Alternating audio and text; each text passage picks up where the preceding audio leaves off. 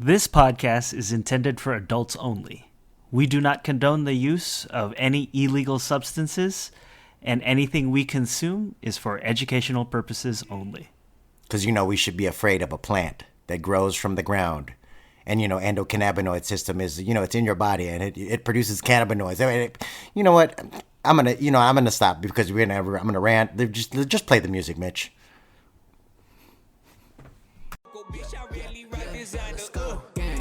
Highest in the room, yo, we get fucked up. Ay, you can count on Trey Cap, bring the loud pack. Ay, get us in the stew and that's game over. Western Metal Building, that's a home run. Yeah, keep the up or leave the fucker Folgers. Little bitch, I made the beat and dropped the full verse. What's up, everyone? You're listening to the Canna Kuyas podcast, where we are cultivating conversations concerning cannabis, culture, and creativity. I'm one of your hosts. I'm Mitch Narito. And Eric Esteban is here. I think we should, start with a grow update? Let's do it. Tell us how the plant's doing. Man, because it's summer, and it's the heat of summer in my Buddha lounge / sauna. Yeah, sauna. So it's hot in there. Good, yeah. I mean, we've hit a cold stint now in the valley here in Burbank, where it's cold. That's what but it's like 88 instead of 95. This ain't cold. But it's nice. It's nice because the plants and the soil is activated by the heat, and the vegetation stage that we're in for all in every case for the plants, like in the case of the seedlings, they talk about having a heating mat to kind of percolate and heat up the soil to stimulate the growth of the seedling. Well, I don't need a heating mat. The whole place is a heating mat, But also the plants that have adapted to that environment and have been thriving in that environment are the ones that are going to stay in that environment. Mm-hmm. Like your Jack Herrera. Jack Herrera is strong, ladies and gentlemen. It is doing well. Like, when's the last time you saw that plant? Last week. Okay, yeah, but even from last week, it's different from last week. No, like last week, it was significantly smaller, or from what I recall, because I remember it had a couple of branches here and there. Mm-hmm. But now it's pretty much like filling the pot. But then you've also clipped a bunch of clones. Yes. Like, that's what tripped me out. I was like, oh, it got that big where you can clip clones. Yeah, well, I just clipped the smaller growth underneath, which is what they want you to clip anyway. I almost like the term is lollipopping, where the whole bottom growth that's never going to get up to the top type of thing. But instead of throwing away those clippings, I just tried to clone them, because that particular genetic, Jack Herrera, is doing very well in that grow tent. So I figured, why not clip it and see if we can't put it in that empty pot. Rest in peace to both the blue steel, but I shouldn't say rest in peace to the DJ Short Blueberry, that one's still because kicking. It's still kicking, and we basically brought that little clone. I don't want to say back from the dead, but it was yellow, and I gave it some Ventana Plant Science nutrients just to kind of give it a little bit of, because it looked like it needed some nutrients. And sure enough, now the green is coming back, and it's starting to grow up and pop again. So it's almost at the same equivalent size as my seedlings of the Jedi cookies and the strawberry cough, which are all you see. All those little seedlings are now not almost. Some of them are little plants now, which is kind of cool. Can I go off subject just a little bit? Sure. Because you were talking about, lollipopping and cutting the plants. Uh-huh. And it connected with me because earlier this week I heard something about it has to do with Japanese culture. Mm-hmm. It's how their society and just how they run things. It will always go towards whoever's the best, whoever's the most successful. Everybody else will step aside, or they not necessarily give their lives for sure, but they work towards propping up the strongest and the best, right? So I just think that's interesting. I think it's funny because when you talk about that, and then you incorporate bonsai tree training that comes from Japan. You know, the Yeah, whole, cultivating your tree to grow it even to the direction that you want it to grow in, that create your shape, and it's almost like a sculpture. Yeah. Right. I'm doing the same thing with the low stress training with the cannabis plant. You can even see it with your Jack Herrera, where when I bent it down, when it was still like a little clone, there were like some little offshoots. Yeah. But now those little offshoots are now strong branches. No, it's starting to look like a bush. Yeah. And that's what you want. You want to lay it flat almost once you get past the fourth node. So like those seedlings, once they get past the fourth node, I'm going to do the same thing that I did to that clone. Is I'm going to kind of bend them over and clasp them to the bud trainer clips on the sides of the plant, and just bend them over. So all those little offshoots that would just be leaves maybe, or some undergrowth before, are going to be actual branches and trees. Because I know I've said this before, this term before, but I made sure to double check and listen to some other smarter people. Okay. No, Preparing myself. but when you bend it over, right, the top portion of the plant, like if you let it grow naturally, it grows like a Christmas tree. Yeah. Where the top of the plant, and then there's like branches, but they're almost like reaching for the light underneath the top. But the top portion's always going to get the best. Yeah. That's why, like back in the day, you always wanted that top bud, because That would be the strongest. That would be the strongest bud, and they would almost put that top bud in a special jar in the dispensary, right? That would be top shelf, yeah. Good, correct. The top shelf is the top bud, but then once you bend, and the top bud is the apical meristem of the plant. Okay. Which is the portion of the plant that reaches highest and most towards the sun, because it's what gets the sun the most. Okay, so but when you bend the plant over, and now this is still an apical meristem, but now you have 1, 2, 3, 4, 5, 6, all the branches that were little offshoots.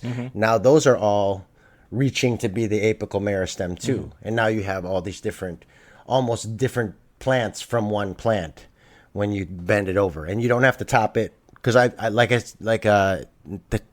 kind of transition to the lion's claw, like I mistakenly topped that, but then I opened up the thing, you're like, holy shit, what's this? It's like a big bush, because that's the point of topping it too, because when you top it, you clip it, and you leave those two little bud offshoots, right, and then those two bud offshoots become the apical meristem. They take that apical meristem energy, and they become the top buds.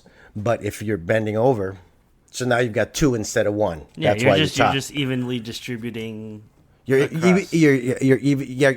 You're evenly distributing that apical meristem energy across all the top stems of the plant, so that you have multiple bud sites. Interesting. Yeah, and that's part of where some of my mistakes were in some prior grows, like with the Gelato 33 and the third run. I didn't veg long enough. Those veg plants were so small that we were going to get a small yield, even though they did bud up and and stretch and do all the things, and the buds were pretty substantial, but we weren't going to get a lot of them because there weren't any sites for them to grow, because we didn't veg it out long enough for it to be big enough to be a big producer. You clipped it before it had a chance. Correct. I think what happened is I flipped it to flower too early. And that's because I was going by all the videos that I see online where they talk about a 5-week veg or a 6-week veg. But when you think about traditionally how the plant grows here in Cali in the summertime, if you plant your seeds in, let's say, May, June, July, August, they're not going to start to flower until August or probably top of September. Are there any benefits or drawbacks to taking your time with a plant? Like if you were to like veg for a longer period, or if you were to, just let the plant like just do its thing for a little longer. Because I know like there's a certain window where it's like it's optimal, where you can like grow and then harvest and then all that. Well, I guess it would depend on what you want for your setup. If you want to do, you can technically do what I did with the gelato and do a 5-week veg, which is I would think, a typically shorter veg, unless you're like running a big facility, of course. Then you're running probably, you know, like 200, 300, 400 plants in veg, and then flipping them to flower after you know. But for me as a home grower, I feel like the longer veg teaches you more about the plant. And you learn more about the structure of the plant, and you learn more about how the plant develops. Because I rushed through that the past 2 times cloning the Gelato 33. And I think because I rushed through the veg period, trying to get to the flower quickly, that's why I didn't yield a lot, is because I didn't properly grow out the plant in veg. What would happen if you had gone longer? Like if, like, let's say you did the opposite of going too early, and then you do it a little too late. What would that look like? What is it? Just be bigger plants. And the only drawback to that would be the amount of space that you have in your growing area. So in the amount, like, so in my case, I have 2 grow tents that are about 7 feet tall, right? So I can grow bigger plants. And even if they stretch 50% more during flower, I have room to raise the light up, and there's still going to be room to stretch. Because remember, the first time I grew out those lion's claw, we vegged them for 3 months, and they ended up being too big. Those got too tall. That's what happens. 3 months. 3 months would be too long, but 2 months, to me, especially in my grow setup, I think is optimal.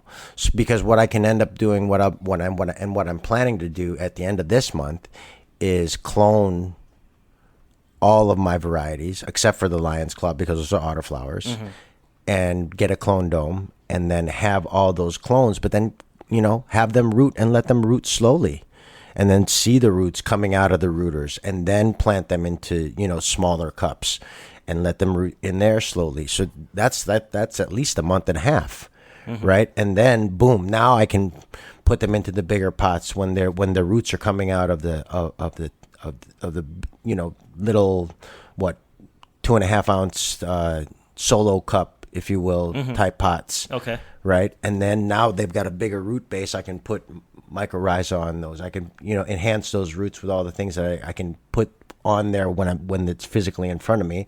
And now I can put them in the bigger pots, and now they're going to get huge, you have stronger plants. Yeah. Correct. Yeah. So, you know, and but it's a whole process of setting it up, because I did it the last time, but I did it the last time not haphazardly, I would say, but I was figuring it out as I went. Now I've figured out how to kind of set it up so that I know, okay, what do I need for the flower setup once those lion's claws are starting to flower? I'm going to start new autoflowers, right? So, and I have that 6 or 10 pot set, probably a 6 pot set up, and I'm probably just going to go, I almost want to grow those mint jelly again. And put those in the autoflower tent. And that smaller tent is either going to be an autoflower tent or it's going to be a drying tent. That's kind of or a clone tent, like a seedling and clone and like starter tent. The Jack Herrera is about a month old, more or less, right? Yeah. I mean, we've established it's about a month old. So when will harvest be? When, like, how far along? So it's about a month old right now. Right. How much longer till we have our final product ready to go? Because I cloned it, and I've cloned it early, I'm going to see how many of those clones root, and I'm going to try and fill that big pot next to it with one of the stronger clones. And then I'm going to veg it until the end of August. Okay. So it's middle of July now? Yeah. Well, no. I might actually flip it like first or second week of August. Okay.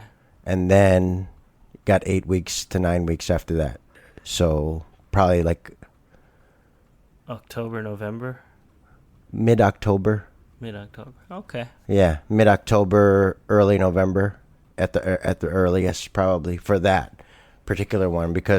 But what I'll say is that's a 15-gallon pot. It's huge. Those are my biggest pots. So those are the ones where where the first Gelato 33 clone yielded 80 grams by itself. So I'm hoping if I can, and even that one I didn't veg for long enough. I made that same mistake because I was listening to all the videos, and you almost have to always, you have to take all those videos that you watch, those how to do this or seed to harvest or all these things, and you have to always keep your own environment in mind and what you can do in your environment. And especially for me in the summer months, it's almost impossible to grow in the summer months unless I'm just vegging the plants or growing autoflowers, because And if you guys wanted to see what this process looks like, remember, you can find all of the stuff Eric is posting regularly on our Instagram, Canna Kuyas. Thank you for that plug. I haven't been posting in the past couple of days because I was at the Philam Friendship Day. Oh, yeah. So tell me about that. That was a fun time. That was a fun time in San Diego. And we got to promote our upcoming show, the next place where you will be able to buy Canna Kuya merch, unless you go to our website at the 12 Productions, and you can order any piece of Canna Kuya merch on there, available at our 12 Productions merch store. But at Ube World, but at Philam Friendship Day, they did not allow Canna us Kuya to bring the Canna Kuya merch. It was not available because it was a family-friendly, I'm using the air quotes, the family-friendly show. I see. There's that stigma again. Yeah. But then I want to say that I shout out to, I almost want to get my phone to look at the organization, but there's an organization in Long Beach that is doing a Filipino-American Wellness Festival in October, and they've already reached out to us to maybe even podcast live during that festival. Ooh.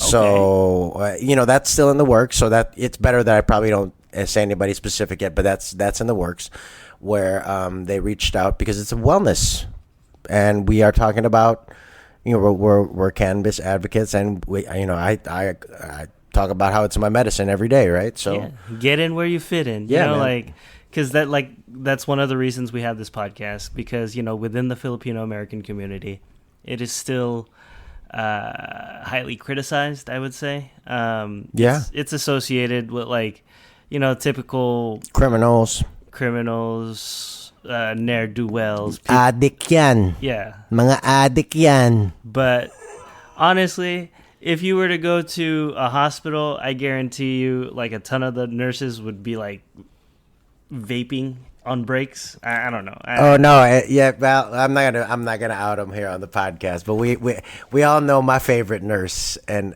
who's my favorite nurse to smoke with. But anyhow, I gotta say, man, it's an honor for me to be able to do that, to be a part of it and to be an advocate within our Filipino American community, and almost to try and I didn't mention Canna Kuyas the whole day while I was there at Philam Friendship Day, but shout out to I can't remember your name, homie, because we smoked too much when we were there, but homie came up to me and Ryan when we were hanging out for a little break. Yeah. And he was like, "Hey, wait, you're Eric Esteban from the Canna Kuyas. Yo, I got some smoke. I got some smoke for you. You want to smoke with me?" And I'm like, "Oh, hell yeah, dog. I'm down for that." And he's like, "Oh man, I remember you hosting from last year, but I've been listening to your podcast and la la la." So bro, I'm sorry I can't remember your name, but shout out to you, and shout out to you for providing you rolled 2 joints. Nice. And it was great. Ryan had some some finger hash from his grow, and he put that in the joint. It was a wonderful break, I will say. It got me all the way to the end, because I'm gonna tell you, it's hard to be family friendly and not stoned as hell. I don't know. I understand the whole not smoking aspect. I can respect that. Yeah, I stepped away. We were far away. In fact, shout out again to Ryan at Illa Manila. I went to his booth, because I knew that I could always. Ryan always is good for a good smoke break, and homie was like, "Yeah, let's get on these bikes," and he had these cool old school bikes. Yeah. And because he has all those, but then he was on one already, and he's like, "Grab one of those and let's ride." And we rode on these old school bikes all through the festival and oh, it was so bomb. That was probably the highlight of my day, was riding on bikes with old school bikes with Ryan, and then we smoked with homie who, again, I can't remember your name, but again, thank you for the smoke. And then you got the East LA experience or the Long Beach experience. I got the San Diego, the beach, the beach cruiser experience. It was nice. It was really nice. And that part, and then Ryan took a gang of Ube World tickets, and he was giving them away if they could answer what's the breakfast of champions, which is pan de sal. He has a shirt I was gonna say Wheaties. See, and you would have not gotten a ticket if you'd have said Wheaties. No, but because he has a shirt that says breakfast of champions and it's pan de sal. So if you just, and I said the clue is to read the shirts and shop for the shirts, and there, boom, they looked at the shirts, and then but they gave a gang of Ube World tickets away. I gave a bunch of tickets. I think Mikey gave me like 600 tickets, and I just handed you over what I had left, and that's a good amount. There's about 150 left. So we promoted the hell out of Ube World. Show. So guys, if you haven't gotten tickets, hit us up. We got extras. If not, it's gonna be a packed house. Comic-Con is that weekend. I will be there for Comic-Con. I've got a panel on Thursday. If anyone's down Mitch is gonna be at Comic-Con. If anyone, there's gonna be a Canna Kuyas at Comic-Con. There is. But yeah, like I'll be around. I'll be around the whole week pretty much. And if you guys see me, just hit me up, say hi, show me some love. So if you see Mitch at Comic-Con, hit him up, because he's gonna have free tickets to Ube World, which is on 7/28 at Mic Drop Comedy. It's straight up. It is like it's like the biggest Filipino American comedy show in SoCal right now. On the West Coast. On the West Coast. Yeah, period. yeah. Yep. Although did you get my link? I sent you a thing about Banana Ketchup Festival, and how they were going to be in San Francisco and in New York in October. You should take your video from the last Ube World, and you should submit it for that festival, because you will. Come on, man. Okay, so I keep getting it, and I appreciate, because this is the Canna Kuyas, where we talk about cannabis and creativity, and we seldom talk about our own creative careers, and this is where I definitely want to kind of transition into talking about how we use cannabis, but also how we use cannabis within our creative careers and acting and writing and all the other stuff. So, I've spoken previously on the podcast about my attitude towards or my view towards comedy and doing it professionally, and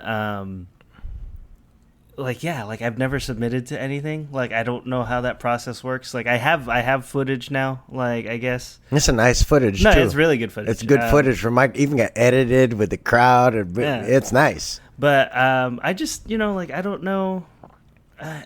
Traveling for me too is tough. Yeah, that's true. Especially in October, because you'll be working. Yeah, so it's kind of like it gets to a point where I have to prioritize where I want to focus my energies, and I have I feel like with comics a lot of times it's kind of like, I'm not trying to disrespect anything, for sure, but it's like I'm not. I've talked I'm not gonna drive around town and do open mics all week, for But you don't have to. Yeah, but I can't live that, because I don't do that. Yeah. I don't do that even a little bit, homie. That's true. That's very true. But there's certain there are certain comics. I probably should do that more. No, but but I don't. For a lot of people, it's it's just doing the rounds. It's doing the reps. No, for me, I look at it. Okay, so part of the reason why I'm obsessed so much about this Kendrick and Dre beef is because I connect so much to. There's one line especially in the 616 in LA, on Kendrick's song. It's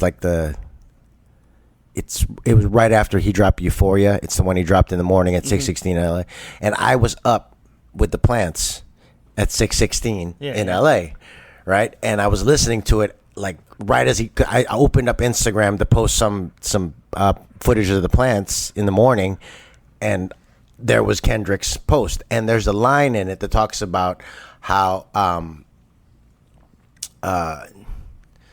he talks about the circadian rhythms of a shooting star. Yeah. And how circadian rhythms of like waking up and but I looked at it in terms of creation, whereas I don't need to go to open mics every day and all night and all the time. You know what I'm saying? Yeah. I know what my art is. I'm strong enough in my craft and in my art to where I can come out and pop out and show ninjas if you want, but I don't need to be out here proving myself every day. Yeah, well, okay, even if it's not open mics, like I don't, like a lot of people don't realize, like I don't do comedy unless somebody asks me, you know, like I and usually I, you know, like as long as I'm free, like I'm down to do it, but I don't reach out to people. I don't, you know, like I'm not trying to get booked because like I feel like I don't have an ego about it. Like I know people don't want to see me for the most part. Like, so it's rough because like I also, you know, like a lot of people don't realize, like a lot of actors here in LA, you know, they're always multi-hyphenates, right? They're always doing more than one thing, and like it's almost a necessity nowadays. Yeah, and like aside from doing things creatively, like, you know, like I am a normal person, you know, like for the most part I'm the fuck does normal person mean? No, but I don't have like not all my eggs are in one basket when it comes to like acting or oh no, yeah, I mean you got a good gig, you got a nice teaching gig. Yeah. Like a lot of people think I am not a normal person. Yeah. All my eggs are in one basket, and it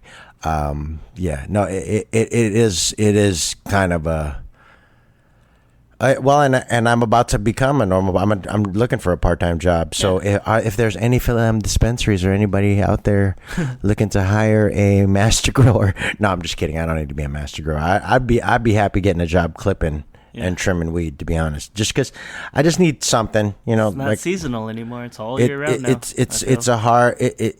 But it's also a trip when you almost can't tell folks that you have your own grow and get a job at a grow because they're always worried about cross-contamination, especially here in Cali. Oh. Because there's a lot of different viruses, from the hops latent virus to, I can't even name all of them. There's a whole bunch of things where even taking clones from less reputable sources is not, it's frowned upon. Yeah, now. like there's reputations at stake. Correct.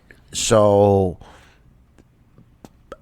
my initial trying to find employment in the cannabis industry, where I was advertising the fact that I had my own home grow, might have been a strike against me rather than unless you're, like you said, when you talk about getting certified, and unless you're like that, it's a drawback more than it is a selling point.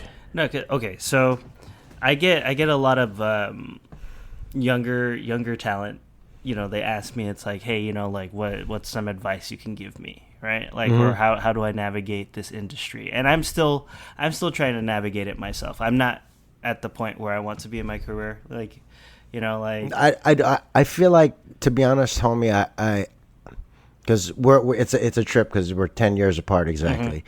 And I feel like I learned so much about myself as an artist in my 40s, in that I'm more comfortable in what I'm willing to give versus what they're willing to take. Yeah, okay. You know what I'm saying? Yeah. And so that's part of the reason for this podcast. It's a part of the reason for all the stuff that I'm involved in independently, because y'all are going to hear this story. I don't care what anybody says. You know what I mean? Even if it's only the few people that download this podcast, or it's only the few people that download my other podcast, or it's only a few people that watch my special. The people that vibe with me are going to vibe with me, and I'm going to give them I'm going to give them what I want to share. You know what I'm saying? And so, you know, I vibe with you so much, man. You're such a good friend to me, and part of this whole like sharing to grow is like I want to grow with you with this, because this is something that we have and only we have, and again, this is something that I am so excited to be a part of, because the fact that we are the only two really in the whole Filipino community that's advocating for Filipinos in the cannabis industry and with Filipinos in the cannabis industry. You know what I'm saying? Yeah. I'm excited about that. I'm still excited about that. I'm excited to reach out to the cannabis community. That, you know, like that interview with Grambo was. I was so excited about that, because here's these guys that I've learned from for the past couple of years, watching their videos, and now I'm on their videos.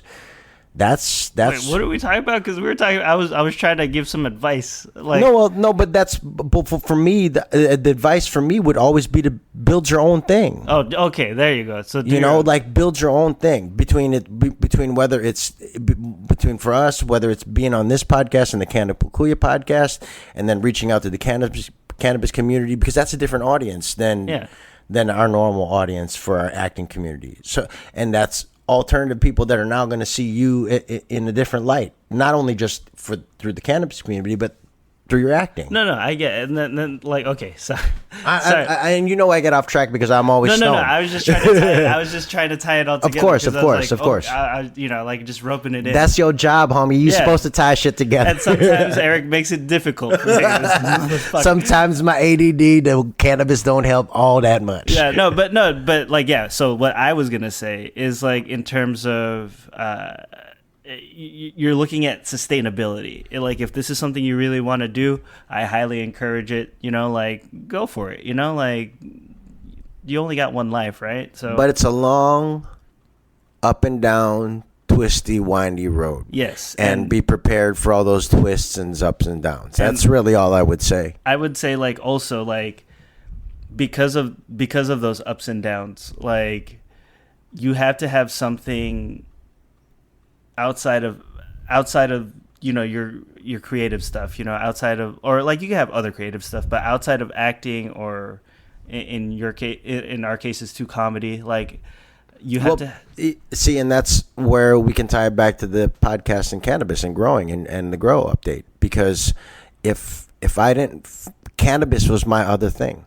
Yeah, growing cannabis and figuring out how to cultivate this plant as good as I could was my other thing, so that I wouldn't be so obsessed with my acting and comedy because career. Like, dude, acting is it's a lot of rejection. It's a lot of rejection. It can lead you into depression, which it has had, you know, in my life. It's done a few times. Yeah, and so, like, if you have, you know, if you don't have, if you're putting all of your value, if you're looking for validation solely from, you know, like, booking jobs or being on screen or whatever, it's gonna be a rough go. It's gonna be very difficult. And if that's your only motivating thing, figure something else that you like to do, because if that's your only motivator, then for me, it's a necessity to get the stories out. Mm-hmm. It's a necessity to get the words out. That's part of the reason why I found so much solace in stand-up, was because I was experiencing so much rejection in my acting career. It gave you a voice. That it just, even not even just a voice, but just an outlet for me. Here's at an open mic, you know, during those days when I was going to open mics, you know, it gave me 5 minutes or 3 minutes or whatever it was that they gave me, and to talk and test out jokes. And I already knew, you know what I mean? You know, like, when you write a joke, you know in your heart whether it's funny or not. Mm-hmm. I mean, and the ones that you have to test, quote unquote, it's a test to figure out, okay, how is this funny? Because I know the concept that I have in my head is funny. I just have to figure out how this crowd is going to react to it, mm-hmm. right? So at the end of the day, it as for me, stand-up is more of just, it's a necessity more than it is. And now it's become, because I guess I got good at it, it's become more a part of my acting or, you know, artist career, mm-hmm. than acting has. In the past 10 years, because I'd still consider myself an actor. Put a script in front of me, rock it out, and and I'm still auditioning for good stuff. Yeah. I'm getting close on some stuff, but at the end of the day, what's the one place that's paying me? Even if whether or not it's timely or not. Shout out to Phil and Friendship Day. Anyway, but you know what I'm saying? Like, what's paying me is stand up right now as an artist, and if I want to live as an artist, I gotta keep doing stand up because that's what people are paying me to do. No, but that's why like most people have like I said, like they have like a normal job, or they have some sort of like you shoveled the shit so you can do the stuff that you enjoy, and that's all it is. It's like you gotta find that balance because I feel like I'm gonna work at Home Depot in the garden section. You could. I feel like that's where I'm gonna like either like or that or like some kind of garden store because I like to keep and maintain a connection to the plants because what I mean? Or shit, maybe I might not because I might bring some pests home and do some cross contamination like all the weed growers are worried about with me. Damned if you do, damned if you don't. God, what am I gonna do, Mitch? I don't know. Suck some dick. And like I have maintained a Cat Williams virgin mouth and butthole for almost 20 years in Hollywood. I am not going anywhere with that way of thinking, sir. Have you ever smoked? I grow my own weed. I'm not sucking anyone's dick. I'm telling you that right now. We still have to watch. We have to watch Half Baked, man. We haven't watched it yet. Okay, so that's what we should do. We should do that for one of these next podcasts. We could do that for a live. We should go live on Instagram and just watch Half Baked, or at least the first hour, because I think you can only go an hour on Instagram. So we could watch the first hour of Half Baked with our Instagram followers. I'd be down for that. Let's do that. Yeah, we'll plan. So wait, when's the next time you're coming over? Next week, or when are you going to come over this week? We'll talk about it. We'll talk about it. Yeah. Yeah, because then that way we can figure out. Well, we'll watch. You can watch Half Baked live, and it'll be the first time, so it'd be almost like a reaction. We're doing a reaction video on our Instagram live. That's wild though. Like I would feel. I don't watch movies, bro. I watch stuff over and over again. I keep telling you that. I feel like if you would watch, and I watch new shit. Like I'm into The Acolyte. I watch that. We could talk about that a little bit if you want. But you know what? It's my most favorite thing in pop culture to kind of end up. Because we're talking about cannabis creativity. And, the Filipino American culture. And my favorite new thing in pop culture is Head Honcho. Ooh. So Eminem's Death of Some Shady. Yes. Head Honcho is a song with him and... featuring Easy Mill. Ezekiel Miller, Filipino American. Direct from Manila. Yeah. And Panalo is one of my favorite songs, man. Which means win in the Philippines, in Tagalog, and it's a song that I use that Comedyplex used when we were at Comedyplex, and they used that as the backdrop for that little montage that they put together for the first night. Remember that? And they used Panalo. They used Easy Mill song. So I've been Easy Mill for a minute. Dude, Easy Mill is dope. Like, and guys, there's a ton of really good Filipino American Filipino rappers that are out there. Like, I mean, we could go. We should actually. That should be a dedicated episode to one of us. Okay. Because one of the episode where we talk about our favorite hip hop albums and the Kendrick beef. Yeah. That's one of our best episodes. That's one of our most downloaded episodes of all our episodes. Even though this is episode 26. Well, let's shout just so we got Easy Mill that's on there. We got Easy Mill, Talilo Marfil. Oh, Talilo Marfil is the shit. Nump. We got to remember Nump. You always got to remember Nump. Nump is... And Pilo. Yeah, Nump Pilo. and Pilo are holding it down in Northern P. California. Swaggy P. I mean, even Scus the Clee in the Philippines, Glock 9 in the Philippines. But then you got Bamboo and Moro Beats. Rocky Rivera. Oh, and you can't even mention Filipino hip hop without mentioning the Queen, Ruby Ibarra. Oh my gosh, I've shared the stage with Ruby a couple times, and she's amazing. She's a amazing. firecracker. She's that's amazing. That's a lot of energy. If y'all don't know who we're talking about, open your how you get your music, Spotify, Apple Music, however you do it, and put Ruby Ibarra in the search, because you will not hear a better rapper. She is amazing. And then I think there's an event October 5th, Island Women Rise. I think it's I'm not sure, because I'll be planning my trip to Vegas, since I'm my comedy special was nominated for a what is this voice though? Life After Dark. What is this voice? This is my Hollywood promo voice. That's not a good promo voice. It's not a good promo voice. I'm just joking. That's my publicist's voice. That's the voice when I call publications and I change my voice to be that's my publicist. You'll hear that voice. His name is Antoine. But Eric Esteban. Hi, this is Antoine. I'm Eric Esteban's publicist, and I just wanted to tell you. What the hell? Oh my god! I hope if you because remember Donald Trump, he would fake and make a different character whenever he talked to the news. He'd be like some dude who's not Donald Trump, but it was clearly Donald Trump. So I'm gonna do that and make it so people are thinking, who's this? Did Eric get a publicist? Because that's clearly not me. So there you go. I wonder what he looks like. That's my publicist, dog. Okay, fair enough. But he was talking about how I was nominated. So in Vegas, I'll be in Vegas, and you're planning to maybe be there with me in Vegas. Maybe we'll see. But either way, Island Women Rise. It's an event at the Ford. It's Ruby Ibarra. Faith Santia, Rocky, I think, is going to be on there.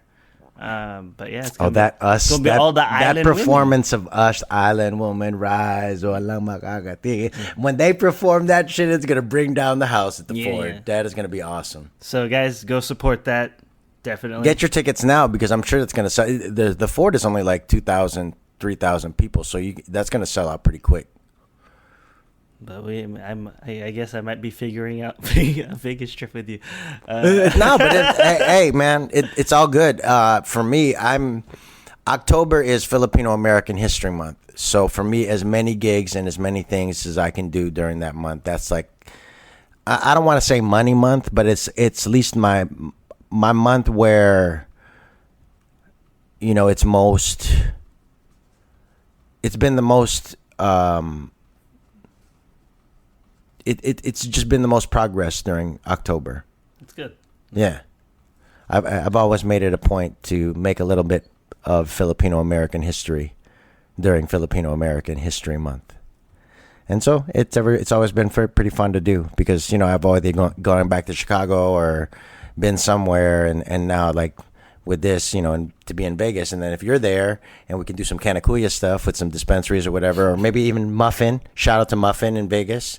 I mean, that'd be really cool, man. Let's just keep growing. Like, if we're talking Filipino American history, if you talk to Eric, I'm the first Filipino American to hold a bong on network television. That's correct. Donkey Doug. I'm done. Donkey Doug. He can drop the mic and talk about he's already a pioneer. He's a cannabis pioneer. I'll go down in the annals of history. You should change your Instagram bio. Annals. Annals? Annals. The annals. It's not annals of history, bro. That's fucked up. You don't want to go down in the annals of history. You want to go down in the annals of history. Jesus Christ. Who's history? Have I met It's her? lucky I had an English degree, because at least I know that. The annals of history. I think that might be the no, that's not going to be the title of this podcast. Oh no, we get flagged so fast. We already do that. We already do the 18 and over. I clip it 18. I don't even bother. Oh, okay. Because that's how you get age gated on YouTube, and this audio is uploaded on my Eric Esteban Comedy YouTube channel as just audio form, but with our logo. So